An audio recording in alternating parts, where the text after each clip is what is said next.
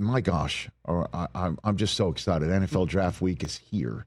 I'm going to be hosting an NFL draft coverage on NFL Network for the 22nd time on Thursday night. Congrats, man. Excited. That's awesome. No, it's just great. And going.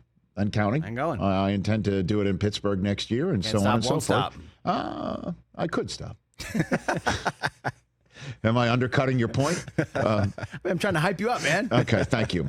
And it's just so exciting. Rumors flying everywhere. Everything's going crazy. Everything's going nuts. And a couple of rumors that I've heard, I care to share with you. Oh. Because I know what you like, Chris. This is the waters that I like to travel in, man. That's what I do. I know things. Thank you. Rumors and innuendo. Thank you. You're welcome. That makes me the Tyrion Lannister of the draft. I had no idea. I even removed the drinking part. Look at you. I mean, you didn't have to, I guess. We are going to Green Bay. There should be some beers flowing. We're going to house bars. People hit us up. Okay. So a couple of things that I'm hearing. And this one might not raise to the level of shock or awe. And this is the neat part about it. Because it involves the Jacksonville Jaguars. The one franchise of fans that I hear from the most, because they believe we at NFL Network disrespect them and have zero concern for their future or their thought processes to the point where we always take a commercial break right before their pick. They're on the clock. It's time to take a break. We'll be right back. Now, I have been told that we are going to be on the air for a considerable amount of time on Thursday night for the first few picks. I am going to say it cannot. The first commercial break cannot be when the Jacksonville Jaguars are on the clock. If it is, though, then we're just having a wink and a nod of fun here. Patriots select, and then we'll be right back. But listen, I'm hearing, Chris, as much as you want the Ashton Genty. So badly. I'm hearing the Patriots love, adore Will Campbell and are going to do the sensible thing, which is protect the kid before giving him a weapon to protect him with a run game. That might not materialize because the offensive line isn't equipped to do that either. And it worked out for Joe Burrow, right? Where they went with Chase over Penei Sewell. Yeah.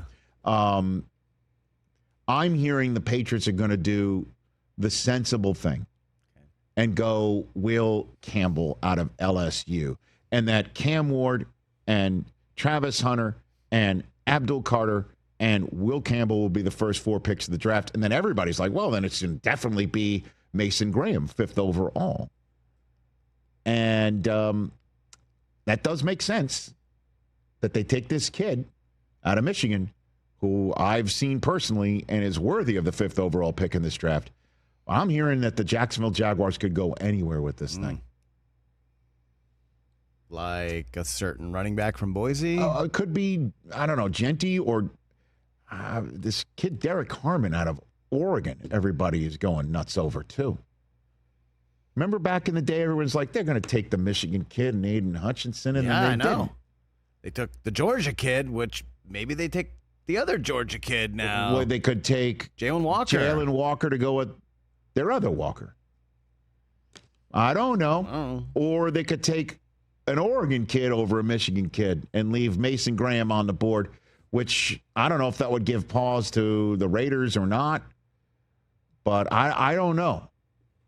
This could be the first major wrinkle. Obviously, the first major wrinkle would be Shedeur Sanders going 3rd overall to the Giants. But I've been told to keep an eye out that Jacksonville may not do what everybody thinks they're going to do.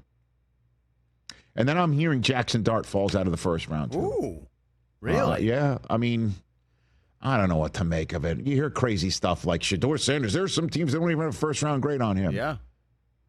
I don't know. Well, a lot of people say like Dart is quarterback 2 in this draft. I don't know if this is based on Dart not going to Green Bay. Mm-hmm. That could have been one of those things that they knew he wasn't going to Green Bay, but the announcement came out and it sounded like he changed at the last minute because he's hearing he's not going to be in the draft room. That he's going to be in the draft room, all night Thursday. Jalen Milroe is going, and he's got the same situation where he could be a second rounder, and he could be coming back on Friday night to stick around in Green Bay. I don't know, the number of people that are just talking about this quarterback class. No one's sold on it. I've heard that. It would be wild if 4 quarterbacks go in the first round anyway. I still think that's because there could be likely. The fact that we're in draft week now, and we are now inside that 5-day window before the draft. Yeah. And the reason why we're mentioning 5 days here is because the last time we have not seen a single trade involving the first round of an NFL draft. The longest we've seen, the last time we've seen this length of time go without a first round draft choice being sold or acquired was when Joe Montana went to the Chiefs 5 days before that draft in 93.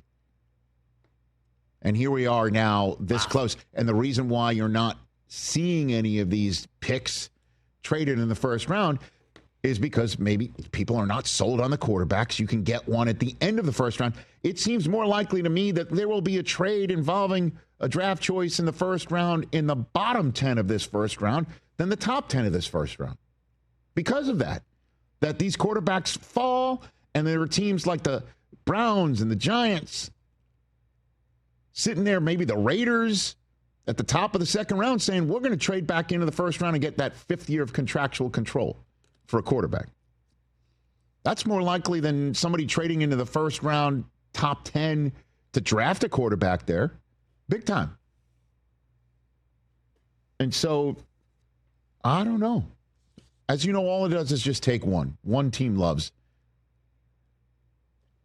somebody, and that's the end of it. Yep, that's the end of it. And I am hearing the Giants do like Jaxon Dart. Maybe they go ahead and do something. Catch the Rich Eisen Show live weekdays from 12 to 3 p.m. Eastern on Roku Sports Channel in the U.S.